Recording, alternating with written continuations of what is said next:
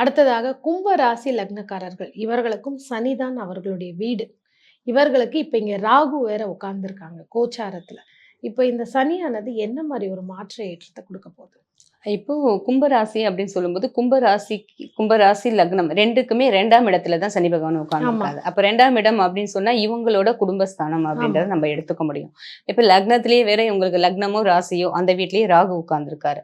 அப்ப அந்த ராகு அப்படின்றவர் வந்து சனி பகவானை டாமினேட் தான் பண்ணுவார் 2 பேரும். ஆனா இன்னொன்னு என்ன அப்படின்னு சொன்னா சனியை போல ராகு, ராகுவை போல சனி அப்படின்னு ஒரு காம்பினேஷன் இருக்கு. அதே மாதிரி செவ்வாய் போல கேது, கேதுவை போல செவ்வாய் அப்படின்ற ஒரு காம்பினேஷன் இருக்கு ஜோதிடத்துல. அந்த மாதிரி பார்க்கும்போது கண்டிப்பா அவருக்கு அவர் சப்போர்ட் தான் பண்ணுவாரு. கெடுதல் பண்ண மாட்டார். ஏன்னா 2ஆம் இடத்துல ஒரு கிரகம் வக்ரமா இருக்குன்னா ஆல்ரெடி ராகுவுமே வக்ர கிரகம் தானே. ஆமா. அப்ப இது அதோட தானே போய் சேருது. அதனால இப்ப வந்து இப்ப சொன்னேன் இல்லையா நான் இப்ப இந்த கும்ப ராசி கும்ப லக்னம் அப்படின்னு சொன்னாலே அதை நம்ம பண்ணை வீடுன்னு சொல்றோம். இப்ப நிறைய ஆட்டு மந்தை வச்சிருக்கவங்க இந்த மாதிரி வளர்க்குறாங்க. எல்லாம் பண்ணைகள் இருக்குங்க, இறால் பண்ணை வச்சிருக்காங்க. அந்த மாதிரி எல்லாம் இந்த பண்ணைகள். அதே மாதிரி இப்ப லாஜிஸ்டிக்ஸ்னா பெரிய பெரிய வண்டிகள், இந்த ட்ரக் வண்டி, நிறைய வீல் இருக்கிற வண்டி, இந்த மாதிரி எல்லாம் சொன்னால இந்த மாதிரி விஷயத்தை பண்றவங்களுக்கெல்லாம் இப்ப ஏற்றமான காலம். 2ஆம் இடம்னா தனவரவு. ஆமா. இப்ப இந்த வேலை இது எல்லாமே பாத்தீங்கன்னா ரொம்ப ஹார்ட் ஒர்க் பண்ற வேலைங்க. இப்ப நம்ம பேசுறது எல்லாமே ஸ்மார்ட் ஒர்க் எதுவுமே கிடையாது. அப்ப கடின உழைப்பை கொடுக்கும்போது நல்ல ரிசல்ட் கண்டிப்பா அந்த கிரகங்கள் கொடுப்பாங்க. இப்ப 2வது குடும்பஸ்தானம் சொல்லும்பொழுது, இப்ப நெறைய கும்பராசி, கும்ப லக்னக்காரர்களுக்கு பார்த்தீங்கன்னா, இப்ப எனக்கு அது தெரிஞ்ச ஒரு 2, 3 பேருக்கே லைஃப் பார்ட்னர்ங்கிறது சரியா அமையல. அவங்களுக்கு குடும்ப வாழ்க்கைங்கிறது ஒரு பிரச்சனையாவே இருக்கு. இப்ப இதுல வக்கரமா வேற சனி போய் இருக்கும் பொழுது, அடுத்த 4 மாத காலங்கள் அவங்க ஃபேமிலி லைஃபோ, இல்லாட்டி இப்போ அவங்க வந்து காதலிக்கிறாங்க, திருமணமா போக போகுது, இல்ல கல்யாணம் ஆகி பிரிவுல இருக்காங்க அப்படிங்கும்போது, அவங்க இந்த மாரி டெசிஷன்ஸ எடுக்கலாமா? இல்ல என்ன பண்ணலாம்? கும்பராசி அப்படி கும்பராசி கும்ப லக்னம் அப்படின்னு சொன்னாவே அவங்களுக்கு எதுவுமே புரியாதுன்னு அர்த்தம். ஏன் புரியாது அப்படின்னு கேட்டா நான் இப்பதான் சொன்னேன் இவங்க ஆட்டு மந்தைங்க வளர்க்குறாங்க, மாட்டு மந்தைங்க வளர்க்குறாங்க அப்பன்னு. அப்போ மிருகங்களோட ஒரு என்னன்னா அவங்களுக்கு புரியாது. அதெல்லாம் வந்து 5 அறிவு தான். அப்போ மனுஷனுக்கு அப்போ இவங்களுக்கு வந்து அந்த எண்ணங்கள் அப்படின்னு சொல்றதே வந்து இவங்களுக்கு பூர்வீக சொத்து நிறைய இருக்கும். நல்லா அனுபவிக்கிறதுக்கு எல்லாமே இருக்கும். ஆனா எதையுமே அனுபவிக்க தெரியாது, அனுபவிக்க மாட்டாங்க.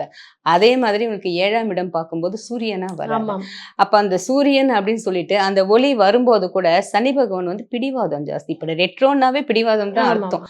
அப்ப அந்த பிடிவாதத்தால இவங்களுக்கு வரதை இவங்களே வேண்டான்னு விட்டுறாங்க.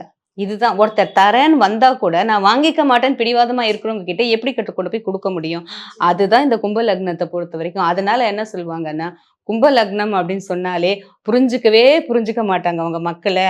இவங்களையும் யாரும் புரிஞ்சுக்க முடியாது. ஏன்னா அவங்க எல்லாமே நல்லது சொல்வாங்க. ஆனா இவங்க வந்து யோசிச்சு அப்படியே கிடப்புல போடுவாங்களே தவிர அதுக்கு ரிசல்ட்டையே சொல்ல மாட்டாங்க. அப்ப யார் வந்து இவங்க கிட்ட கேட்க முடியும்?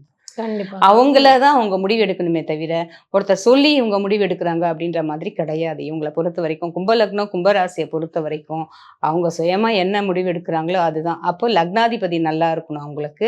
நல்ல இடத்துல இருக்கணும். இல்ல அதுக்கு சப்போர்ட் பண்ற மாரி நல்ல கிரகம் அவங்களோட அமைஞ்சிருந்ததுன்னா, அவங்களுக்கு ரொம்ப நல்லா இருக்கும். அதே மாரி பொதுவாவே கும்ப லக்னத்துக்கு பொறுத்தவரைக்குமே, ஆப்போசிட் இவங்க நினைக்கிற மாதிரி அமையறதுக்கு வாய்ப்பே இல்ல.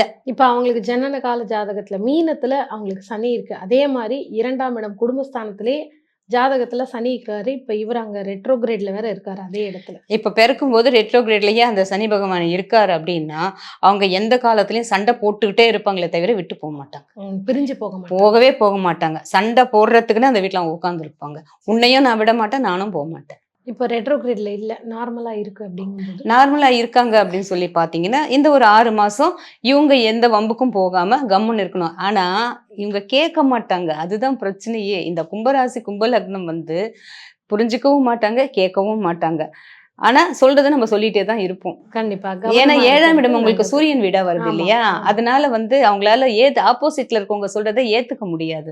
இது ஃபுல் சில்னஸ். அது ஃபுல் ஹீட். ஆமா. ஹார்ட். இது ஹார்ட்டுக்குள்ள என்னைக்கு வந்து சேரப்போகுது? சேரவே சேராது. இவர்களுக்கான எளிய வாழ்வியல் பரிகாரம், அதே மாதிரி கோவில் பரிகாரம் இந்த 4 மாதங்கள் கொஞ்சம் ஒரு பாசிட்டிவிட்டி உங்களுக்குள்ள கொண்டு வாங்க அப்படின்னா என்ன பண்ணணும்? இப்ப நீங்க இது கரெக்ட்டா பார்க்கணும் அப்படின்னு சொன்னா, திருவண்ணாமலை கிரிவலம் போலாம். ஏன்னா 7ஆம் வீடு செவ்வாய். உங்களுக்கு வந்து சூரியன் வீடா வருது. ஆமாம்.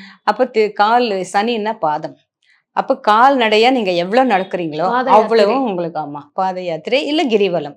ஏதாச்சும் அவங்க கண்டிப்பா திருவண்ணாமலை போயிட்டு கிரிவலம் போயிட்டு வந்தாங்க அப்படின்னு சொன்னா, கண்டிப்பா உங்களுக்கு நெறைய வாழ்வியல் மாற்றங்கள் கண்டிப்பா வரும். அப்படி அவங்க அங்கேயே முடியல அப்படின்னா ஆமாம். கூட, நம்ம பழனி பாத யாத்திரை இங்க பக்கத்துல எந்த கோயில் இருக்கோ அது.